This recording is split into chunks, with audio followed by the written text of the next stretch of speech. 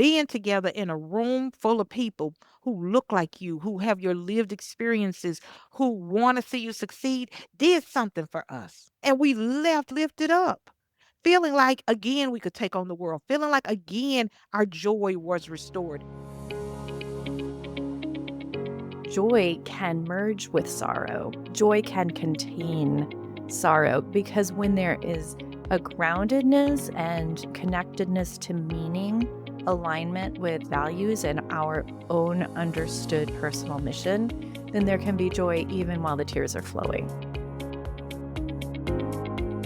Joy is a muscle that you have to exercise.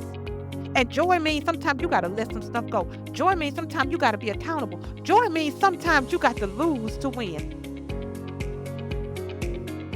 You're listening to Solving for Joy. I'm your host, Dr. Chrissie. Hello, my friends. Welcome to today's episode of the Solving for Joy podcast. I have the amazing privilege of introducing you to my friend, Sheletta Brundidge, who I have known since approximately 1985 when we attended Fleming Middle School together. And I'm going to tell you just a second about Sheletta. She is a one-woman powerhouse.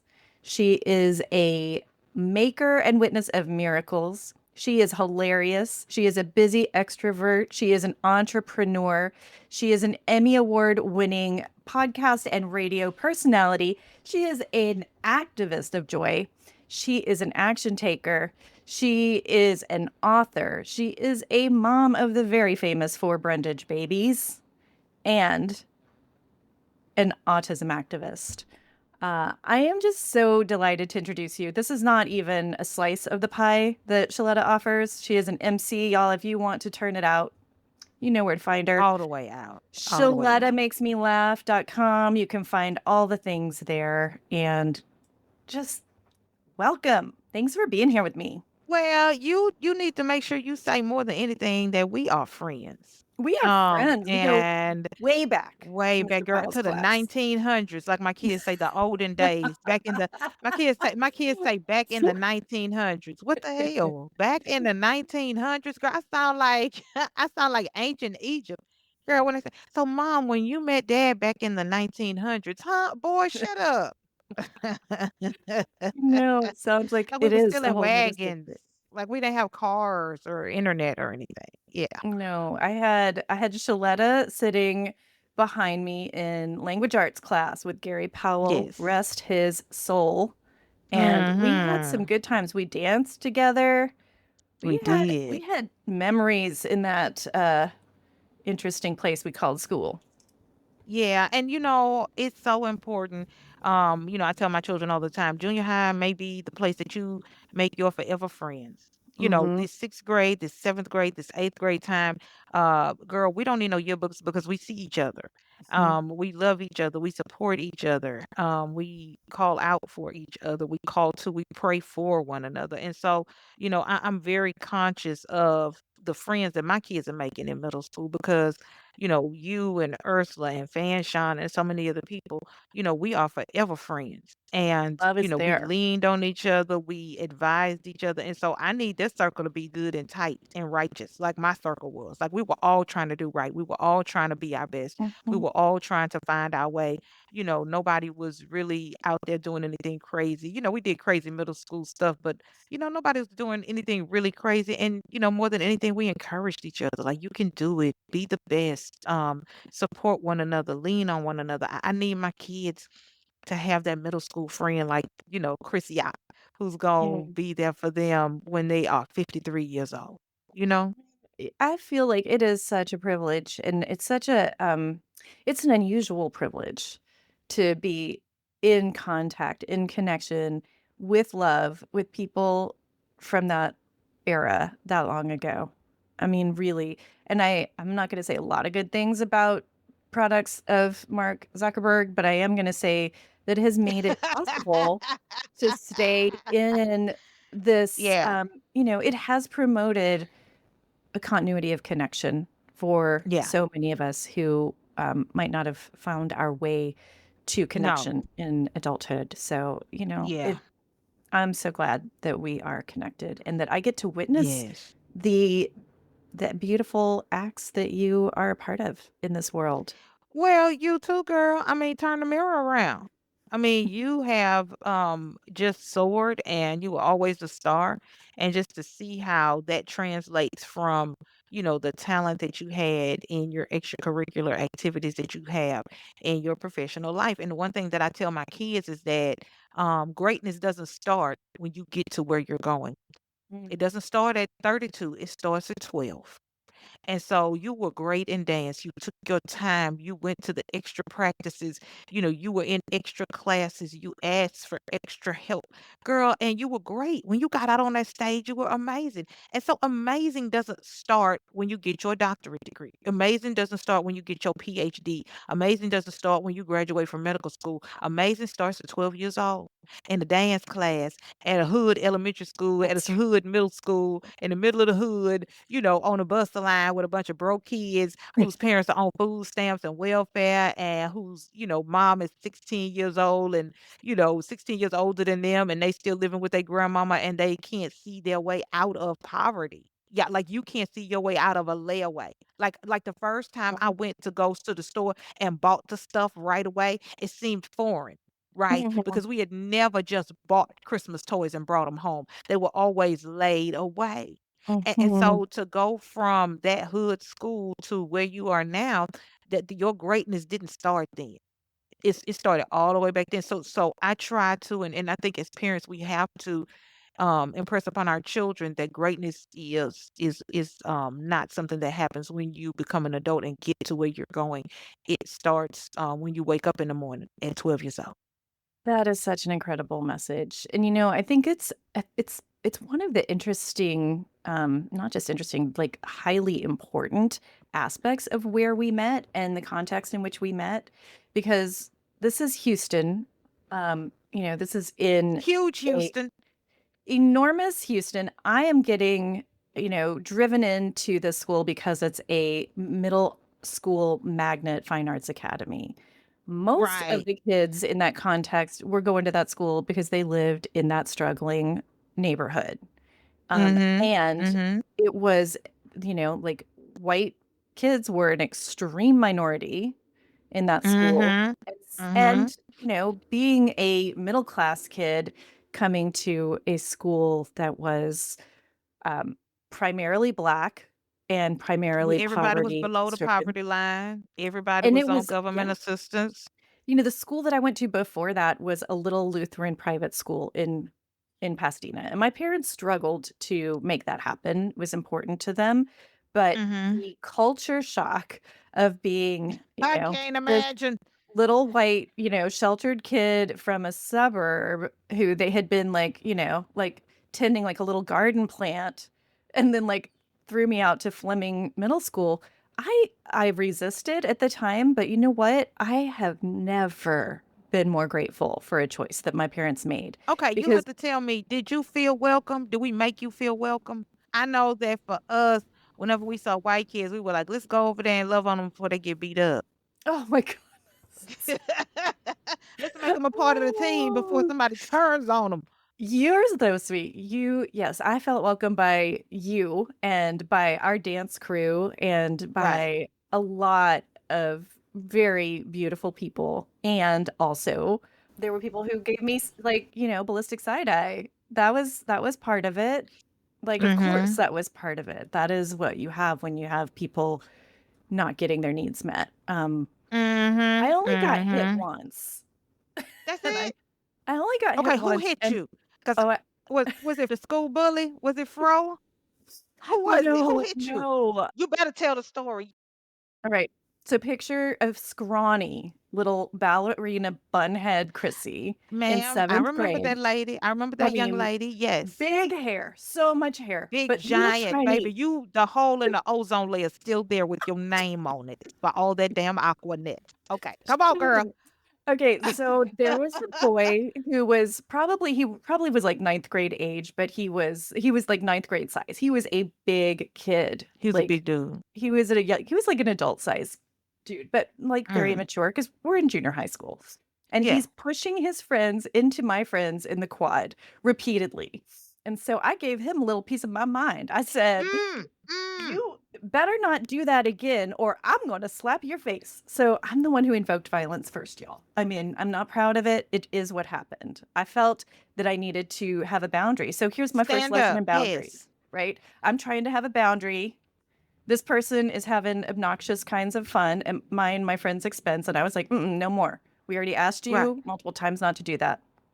And so then he did it one more time because, of course, you're going to test the boundary. Right. Of course, you're Right. going Right. to. You're an Who is this obnoxious little girl? She like can't middle tell school me what to boy. do. She I'm a ninth cannot tell grade me. middle school Of boy. course. Girl, his No. mama can't even tell him what to do. He's a ninth grade middle school boy. So then he runs off and hides behind one of those giant, like 3-foot pillars in the quad. Oh, yes, those big concrete pillars. Right, right, Yep. right. So you ran And after him. so I ran after him and I gave him this little Mm. slap on the face. Oh, I did. I oh, did. oh, I did oh. it. And you're still alive? Are we talking about you posthumously? Right. It's now. I am not proud. I but my slap on the face was like, I'm giving you this Like a little little baby it was like a slap, little like little tap. tap, It little was just tap, little like, tick tap. Just little anemic, mm, you know, 80, uh, uh, 80 uh, pound uh, girl uh, tap on uh, the uh. face. Okay. Right, He right. comes back at me. Like it took him a Shh. second to like clock what I bet he happened. was Like like, "I know her ass did not just slap me. Right? I got to lay her ass out." this bitch just slapped me in front of my friends. I don't care that she's a girl. I don't care that she's this bony little white girl. Like I got to punch her now. Like I have to. Because everybody's looking. Everybody's looking. So he comes back over to where we're Oh, standing and he oh my starts God. bouncing. And I'm like, Oh, what's shit. happening?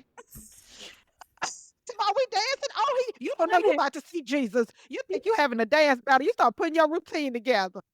He was winding up to deliver that one punch. And he got me good. He sucker punched me. That is the definition. And I think it's the only time in my life that I've actually been punched on purpose. So my head snaps back, my nose starts bleeding, and my lip swells up, and I'm just like, what happened? Can't not. I could not accept the reality. I was That you had in just got your ass sucker I mean, it punched. wasn't even like it could have been so much worse. He punched me one time, the bell rang. I'm standing there in shock. Everybody scatters. Because nobody wants to be around. Nobody wants to be a witness. Because at that point, all we're trying to do is stay out of trouble. Right? That's back when parents held kids accountable. So I don't want to be in trouble because Chrissy I just got punched in the This nose little A for, plus girl student right, who for is A like, plus ballerina, yes, nerdy. Aquanet. Okay, so girl, wait. So what happened after that? Because we used to not like no go run tell. We would just like fix everybody up and then just go to class. So what happened after that? Yeah, I didn't really know that. So what happened was that like Mr. Stewart got involved. Do you remember our Oh, yes, I do. yeah, I mean, this is actually where it gets serious to me. So, double standards come to play here because I want to take Mm, responsibility. Like I slapped this boy first, he punched me second. It was maybe not an exactly same size retribution here, but mhm, we mhm. were in this together. And because he was big, because he was a boy, because he was a black boy, he got the book thrown at him. Oh, I know You he know, did. And I'm not even Yeah. sure, like, I remember vaguely, like, oh, it might have come to pass that he was not even supposed to be zoned to that school. It may have come to pass that he got a disproportionate punishment. I don't know the details. I wish I could find him Right. because Right. I don't remember what happened after that. All I remember is that I had a performance that night and I still have pictures of my fat lip. Oh, girl, and that's the one thing that I try to tell my boys because I'm still fighting my grandmother's fight. You know, we're still Mhm. living in a time where young black boys are going to get the worst punishment. So I tell my son, listen, I know you're at St. Cloud State University and all your friends are white, but if y'all go out there and do something crazy, you're gonna get the worst punishment. You're gonna be the one that gets it. Whatever it is, your ass is going to get it. So make sure you keep yourself clean. Make sure you discipline yourself. Make sure you have self control. If you walk in a room and you see some stuff and people are doing some stuff they're not supposed to be doing, walk out of the room because black and brown boys are always going to get the most punishment. Like two of my boys have autism, right? And so I work really hard with the police department in our area to try to just educate them about autism. I need them to know that yes, they're little black boys. Yes, they have a special need, and yes, they're gonna have some, impulse control. And so I need you to give them some grace. And that's the one thing that little black boys and black men, period, don't get no grace. And so as an ex-wife, when I did have a husband, he got a lot of grace. Like, we probably should have been divorced 10 years ago, Mhm. right? But we only got divorced 3 years ago. Why? Because I wanted to make sure to give him some grace because as he walks out of this house as a black man in America, I don't know what he's dealing with. I don't know what issues he's facing, what challenges that come his way. So when he walks in this house, I need it to be, they call it a safe space right now. That they got a name for it. But I just needed this house to be a happy home. Gladys Knight used to have a song called "Make Yours a Happy Home" because as a man, you just don't know what they're dealing with. And so that's why, a lot of young girls who are getting married now in the black community, when they hear elders talk about fixing their husband a plate and bringing it to him, or drawing his bath water, or getting his shoes off, or not allowing the kids to, get on his nerves right as soon as he gets home. They're like, "What? Oh my God, I'm not doing all that. That's old school." Girl, listen, your husband about to take everybody out. You don't even know what he dealt with today. So when he come home, make it a safe, happy space so that he feels like if I could just get on. Not the bar, not some other woman's house, not the crack house, not the drug dealer's house, not sitting out in the car, down the block looking and waiting for y'all to turn the lights off so he can come home and have some peace. But make it a happy home, you know. Yeah. You're saying the caretaking in context. Mhm. Not Mhm. not Mhm. And then, caretaking out of a, like, unexamined pattern of subjugation, but caretaking right, out of right. awareness, which is, you said this one time, I think, when we talk about woke stuff, it is about awakening to the experiences of other people, and you are Mhm. awakening to the experience of a Black man in these words that you're saying, which is not, Mhm. as I understand it, again, like a thoughtless subjugation of, this Mm-mm. privilege over that privilege. This is just about, I care what you've been through, and I actually know that I don't know. And I don't know. And so all I Mhm. can do is just make sure that you happy and you safe and your children respect you and we love you and we support you. And so that's why you find a lot of times, especially in our community, if a black woman is getting support from a government entity. And they say, well, if you want to continue getting this support, you got to tell us who your baby daddy is, and we're gonna put him on child support, and if he doesn't pay, we're gonna lock him up. And those women will say, you know what, don't worry about it. I do Uber Eats, DoorDash, Shipped, Instacart. I do whatever I got to do to provide for my family because I'm not going to allow you to incarcerate a black man over his Never. lack of payment because that is not just a lack of payment, but that's a lack of opportunity, underemployment, just so many things in this country that push black men down. It's criminalizing poverty. Uh, Yes, yes, yes. But at the same time, though, I think where the frustration and the challenge comes in at is at what cost to the black woman. yeah, it's not black and white. You know what I mean? Like, so how long do I support him and not feel supported? How long do I give grace and not get grace extended? How long do I carry this family on my back before I say, you know what, that's enough. Let's just go ahead and get divorced. How long do I hide from your family and friends that, you haven't been supporting us financially and we haven't seen you? So there is the challenge. You know what I mean? And I'm talking to you like you told me a secret. Like this is something that we don't talk about in front of white people. Like this is a private black people conversation. Yeah. You know what I mean? Like we don't say this in public because we don't want the judgment Yeah. of white America. Like we got enough marks and labels and shit on our back. They talking about taking legal citizens to a Venezuelan prison if they commit crimes. So the Mhm. last thing we gonna do if I got a choice is to make another black man a statistic, put him in the criminal system, and then have him shipped off to Venezuela because No. they tried Yeah. something new and think No. it might be cute. No. Nah, not today. No. Not today. Right. Not today. I have a teacher who often reminds us that our choice is often something truly terrible or something even more terrible. Girl, girl, shut up. Shut up. That's where we at right now. That's where That's we where we're live. at. This is our Mhm. wheelhouse. From Yeah. terrible to truly terrible. That's where we at, girl. It's our address right now. That's our address. That's our address. And that's why Yeah. I've like really cocooned myself. Like I have not watched the news since November the 5th. Mm, I have deleted all my social media profiles. I have a newsletter that I do daily that I push out to my followers and subscribers. I do my podcast. which I recommend, by the way. Thank you. ShalettaMakesMeLaugh.com. You could go sign up. Thank you for Mhm. signing up, girl. Mhm. I And should. um, I take care of my kids. I keep my house clean. I go to Costco and I come on home. So if there's something going on, girl, I don't know about it. I told somebody the other day if slavery comes back, y'all let me know because I'm not watching the news. I would not know that I'm supposed to report to the plantation and pick this cotton, okay? I would have Yes. no idea because I do not watch the news. I'm not on social. And I think for us to protect our peace, we have to determine how much we're gonna take. Because there's nothing we can do except pray because us rallying and the marches and stuff, it's not gonna solve it. They don't care. They do not care. They're doing all these pitiful stories. Oh, this young man who was detained by ICE, he was getting ready to give his brother his kidney so he could live. They don't care. This little girl with a brain tumor was deported to Mexico. They don't care.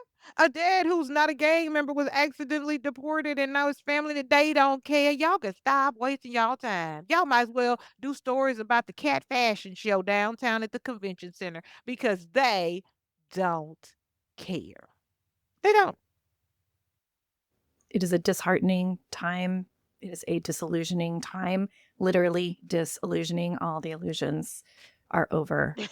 It's time for the illusions to drop. Girl, it is the Twilight Zone. See, these young people don't know nothing about the Twilight Zone. We grew up on the Twilight Zone. Doo, doo, I doo, doo, left doo, doo, the doo, doo. And Twilight it was Zone. just the craziest stuff happening in these Mhm, shows. And you thought, man, nothing like that would ever happen. Girl, we are living in the mhm. Twilight Zone. We are. We're living in the Twilight Zone. Yeah. But it's not a 30-minute episode that's going to end in a minute. Baby, it's 30 minutes times however long it is to do 4 years. So Well, there you I go. appreciate you sharing the complexity of those aspects of your private and personal experience. Yeah. And we just gotta share. We gotta share because when you say Black Lives Matter, I need you to understand what that means. That's not BLM. That's not a black life. That's my life. So when you care about me and you say Black Lives Matter, you might as well say Shaletta's life matters or Shaletta's kids' lives Does matters. matter. That's right. Right, right. So put a person's name on that. Put a person's name on that. And guess what? If you don't have a person's name to put there, then you need to make you a black friend. Cause you if you can't put somebody's name there, You need to find a list and put mm-hmm, yourself on it because mm-hmm, it's time. Hey, mm-hmm. I It's want to time. talk about Black Joy. Yes. I want to bring it Oh my forward and lift God. it up. The name of this podcast is Solving for Joy. It's not solving for white joy. It's not solving for Dr. Joy. It is solving for joy. And I just think, oh man, we talk a lot about suffering and injustice, and it is all true Yes. because they are impediments to joy. Um, Mm-hmm. but let's sing up some Black joy. Okay, so here's the thing. So my newsletter was born because I was trying to find a place to help people get their happy back, right? Hmm. After Kamala Harris lost the election, hundreds of black women here in Minnesota were just devastated. They were like, we thought we were about to see in our lifetime the first African American woman. The way Yes. we walk and talk, how Yes. empowered we would be, how engaged we would be, how strong we would feel to have a black woman sitting in the Oval Office. That would mean the ultimate glass ceiling was broken, and they were ready for that. Like, can you imagine? It's like getting your body ready for pregnancy, and then you have a miscarriage, right? Or your baby is stillborn. You have to sit with that, all of that excitement, and now nothing. Now you go home with no baby. Now you go home to a house full of baby clothes and shoes and a whole nursery all set up, and your mama got a flight to come help you the first week after the baby's Mm. born, and your husband done took off from work, and now you have nothing. right? Except devastation. And so black women were looking at me, they were like, "You gotta do something." I'm like, "What the hell? Like, I'm not Captain Save a hoe. What y'all mean? You gotta do something, Sheletta." And so I am just so connected to the Lord. I pray every day. I love Jesus. And so I'm praying, I'm like, Lord, these women are calling me. This is Wednesday at 3:30. Okay, after the election. Election was Tuesday, this Wednesday at 3:30. I was like, the Lord, what do you want me to do? Because these women are calling me. And he said, I want you to have a brunch for black women. And I was like, what? He was like, help them get their joy back, restore their happy, get it together. I said, okay. So I called this country club, the whitest country club in town. I was like, I want 3 hours. I want the best danishes. I want a bartender. I got a DJ.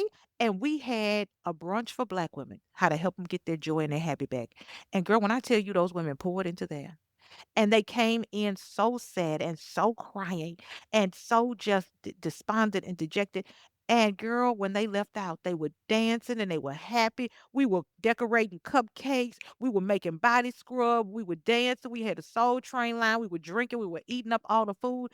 And here's the most important thing, we were together, being together in a room full of people who look like you, who have your lived experiences, who want to see you succeed, did something for us, right?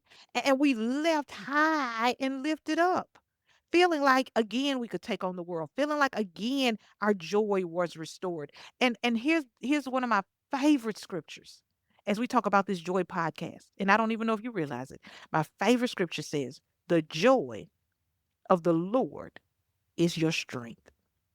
And if you wonder why you're down, and if you wonder why you don't have the strength to feed your kids or deal with your husband or your ex husband, if you wonder why you can't go to work today, if you wonder why you just don't have the energy to do that load of laundry or to sweep those stairs or to clean those bathrooms, check your joy, because your joy is tied to your strength.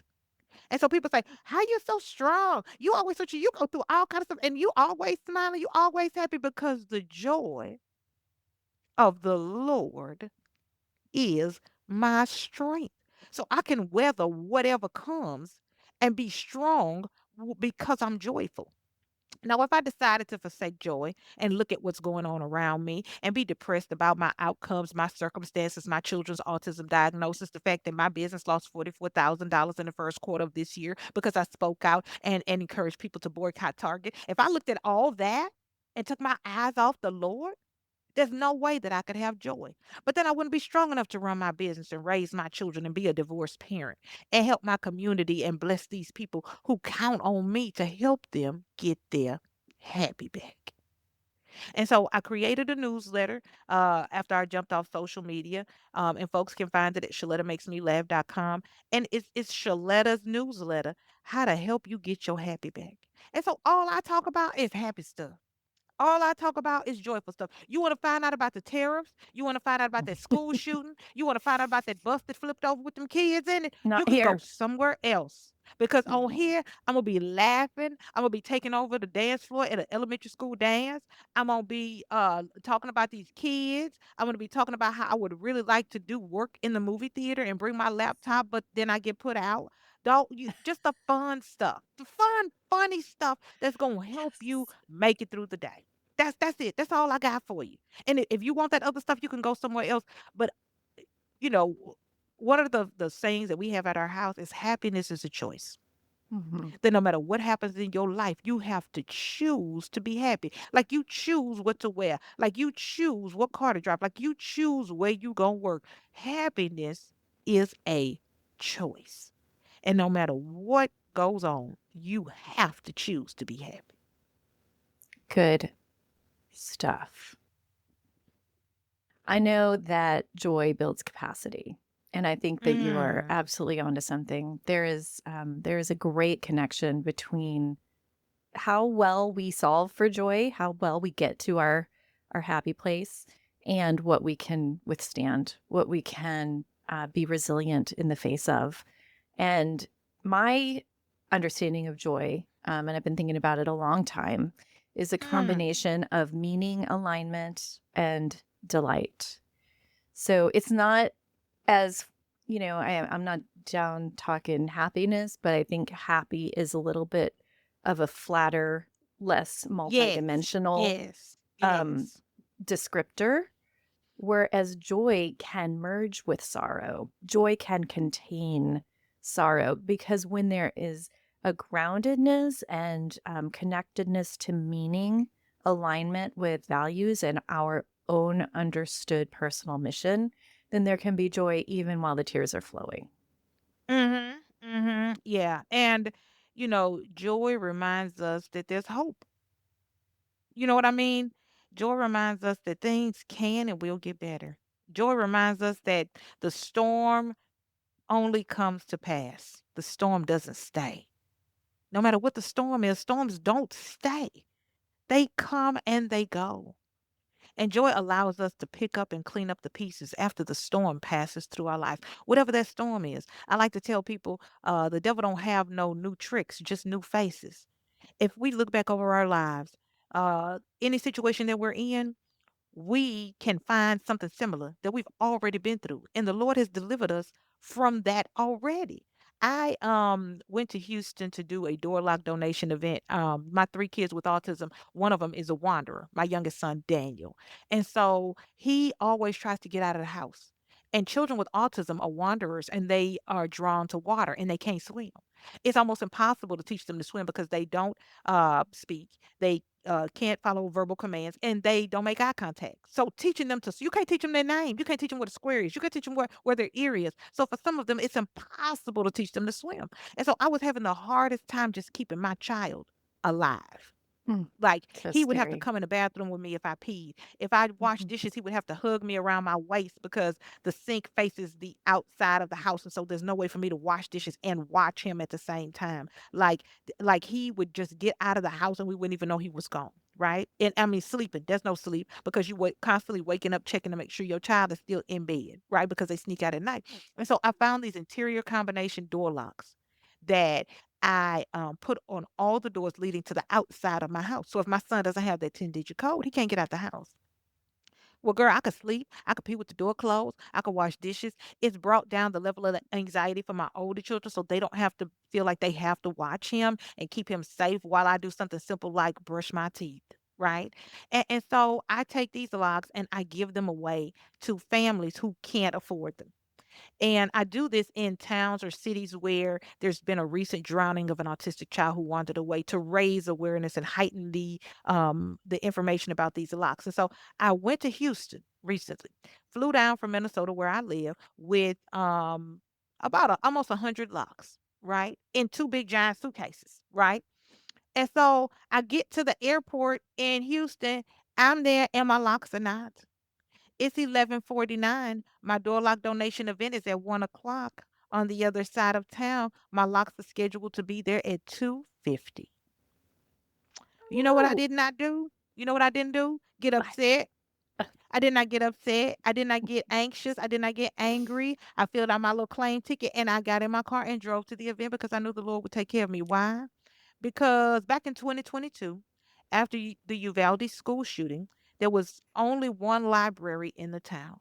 Mhm, And NBC, CBS, somebody did a national story with these people and said that because the elementary school was closed after the shooting, that all the elementary school students, thousands of them, were going to this neighborhood library and they were out of books. So I thought, I am going to take copies of all my autism children's books that I write down to Uvalde in my family's RV. And we're going to do a big thing and let these people know we're here for them. We love them. We celebrate and support them. Right. And so I said, okay, I don't have enough room in the RV for the books and my children.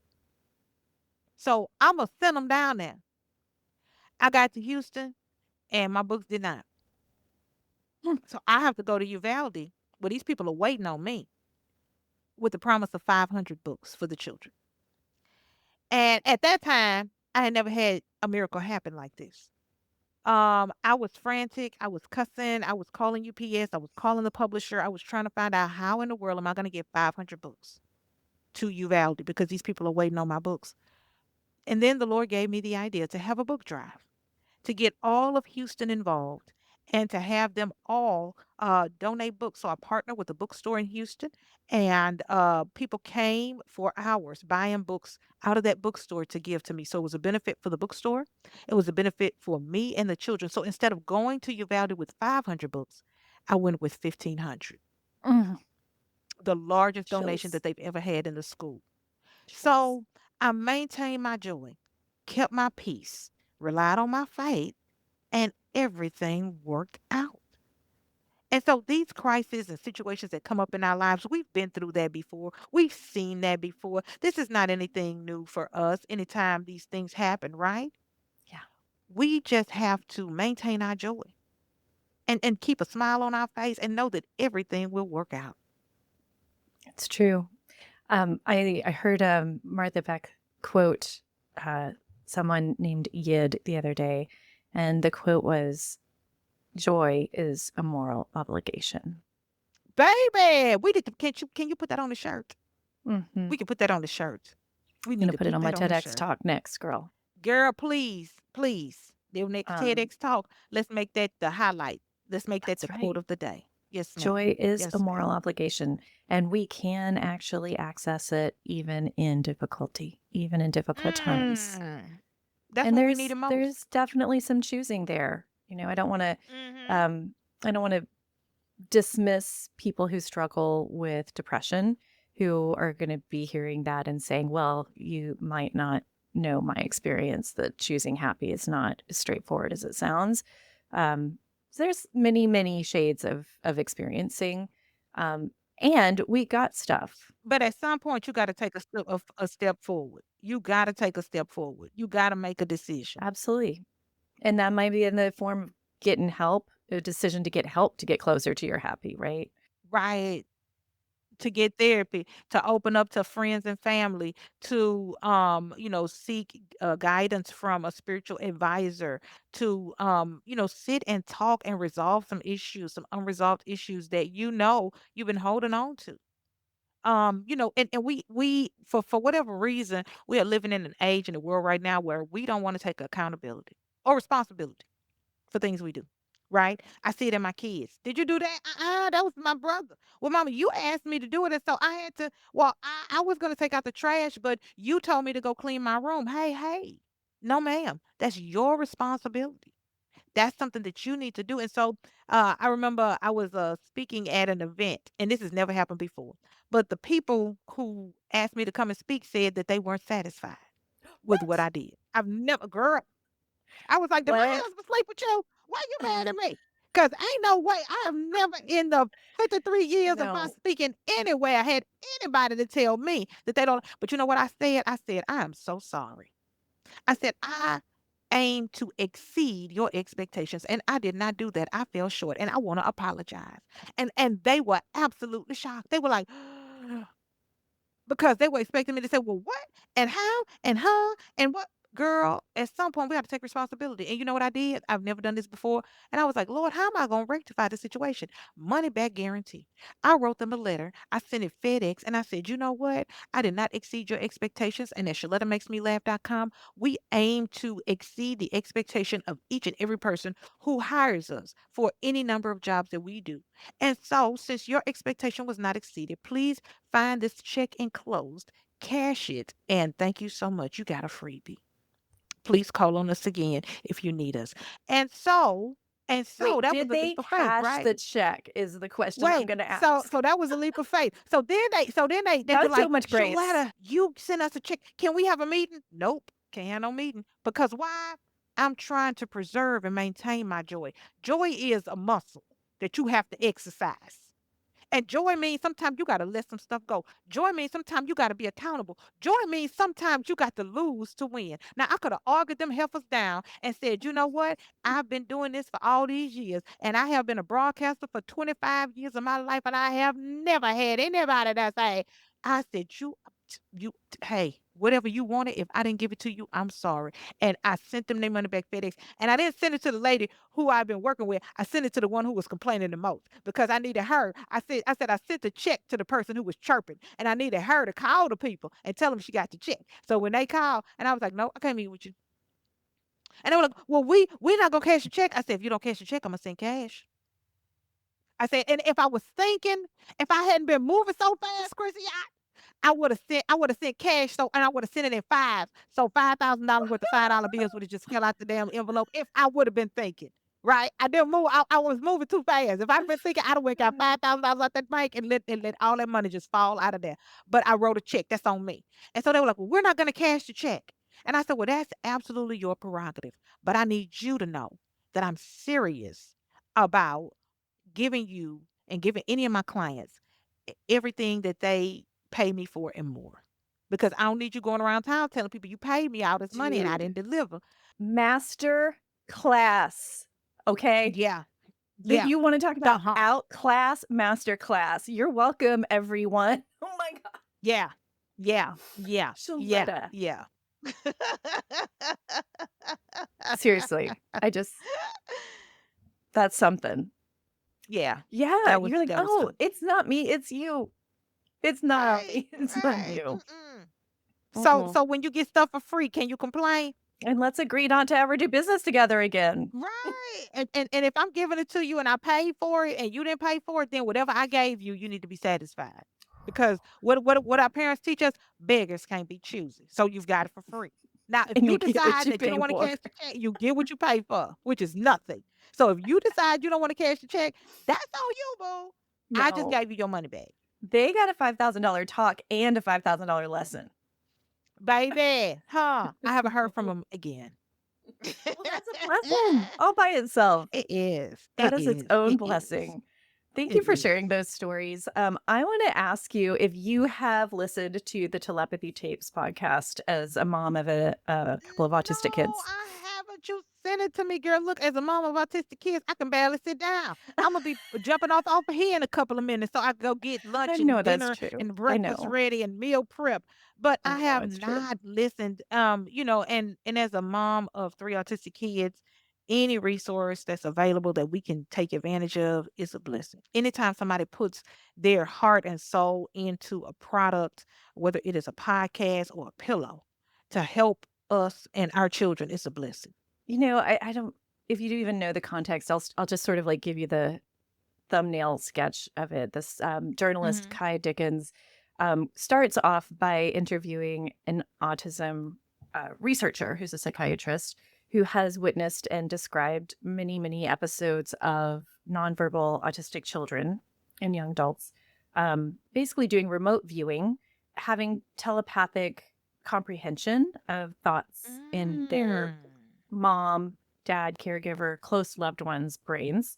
And then it evolves into like these pretty much undeniable um, paradigm shifting stories about nonverbal kids and also later on like other adults and their ability to communicate at a higher frequency at a higher vibration, Mhm. and that a lot Mhm. of these kids who eventually become communicators through spelling or through speech production devices um, are also just sharing the deepest insights and wisdom, the root of which is always love is all that Mm. matters. Love is all that Yeah. matters. We are not our bodies, et cetera, et cetera. Like things that we know, things that we might be like, oh yeah, I'm remembering that when people say it out loud, right? Mhm.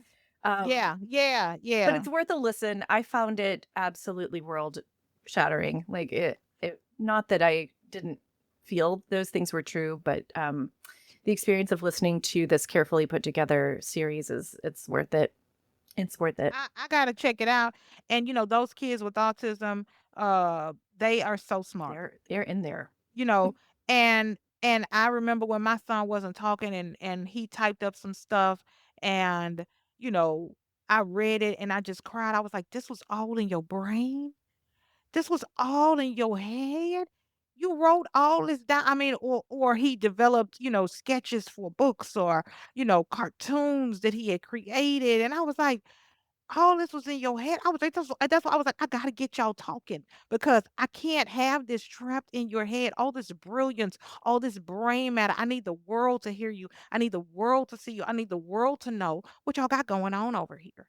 And so that's why, like I said, I locked the house down for 3 years. I didn't go anywhere. I didn't work. I didn't bathe. I didn't brush my teeth.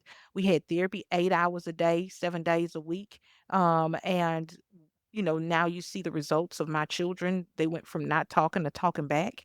They were severely autistic, and now they're in normal developing classrooms with their normal developing peers. My kids are in plays, they're in choir, they're on student council. If you had told me that this was possible, back when I had three severely autistic children who couldn't talk and were all in Pampers, eating puree food and lining up their toys and just sitting there looking at them, not touching it, I don't know what I would have told you. But I know that God is able, and these children are brilliant. Yeah. And they're lucky to have you. Oh, girl, and I'm lucky to have you. I'm so blessed that, that God put us in each other's lives, and all these years later, we are still connected. My Amen. heart to yours, friend. My heart to yours. Thank you so much. Thank you for being having me on here. your show, girl. It's such a blessing. Yes. It's such a Thank blessing you. that you are sharing your brain matter with the world. You are helping us to restore and reclaim joy. I need you to remember that light always roots out darkness. And I need you to remember that your light, this little light of mine, I'm going to let it shine. Keep letting your light, this podcast, your ministry of joy shine, because the world needs this, right? There's so much darkness, and we talk about it all the time, but somebody got to be a light, and you are a light. You are a light. You are a light, and we need your light. So please keep allowing your light to shine in the darkest of places. The only way we're going to root out darkness is with light. Right. Takes one to know one. I love you so much. Amen. I love you too, Thank girl. you. Mwah. Mwah. I'm going to link to the books. I'm going to link to Please. the newsletter.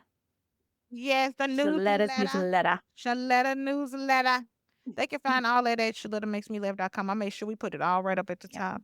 Thanks for sharing your joy with us today. I love y'all. I love you too. Bye, friend. Sheletta Brundidge, y'all, joy builder, barrier breaker, and bold, brilliant truth teller. Whether she's on the mic or on a mission, Sheletta brings joy and justice to everything she touches. I'm so grateful you got to meet her here.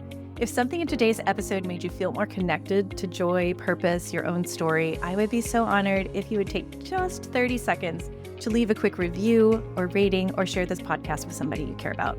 These conversations ripple out, and they need to. They shift our narratives, and your voice helps that happen. If you're a physician coach looking to go deeper in your work, grow your community, and be inspired by some of the most thoughtful leaders in the field, please join us this November for the Physician Coaching Summit. We'll be gathering at Savannah Wellness Resort and Spa in the Arizona desert, and our speaker lineup is truly fire. You can find all the details at thephysiciancoachingsummit.com. We would love to see you there. You guys, next week, I'm joined by Dr. Jessie Mahoney, a pediatrician, coach, and mindfulness teacher, yoga teacher, who spent the last 2 decades helping physicians reconnect with what matters. She brings this grounded, gentle approach to well-being. I can't wait for you to hear her insights and hear about the retreats that she leads. As always, I'm a physician, but not your physician. Nothing shared here should be taken as medical advice. These are personal stories and reflections offered in the spirit of connection and inspiration. If today's connection and inspiration sparked something for you, a desire to slow down, reconnect, or reclaim what brings you joy, coaching can be a powerful companion. Learn more about our services at joypointsolutions.com or check the show notes. Deep gratitude, as always, to the team that makes it happen. Kelsey Vaughn, producer and wearer of many hats. Alyssa Wilkes, post-production and the one who makes sure every episode sounds as good as it feels. And Denise Crane, operations and behind-the-scenes brilliance. Thank you to Shelby Bracken for our cover photography and music by Dennis Kishcook. And finally, my Sue, partner in life and love, thank you for cheering us on always. Let your joy be loud, your truth be steady, and your laughter a reminder that you're still here and still solving for joy. See you next time.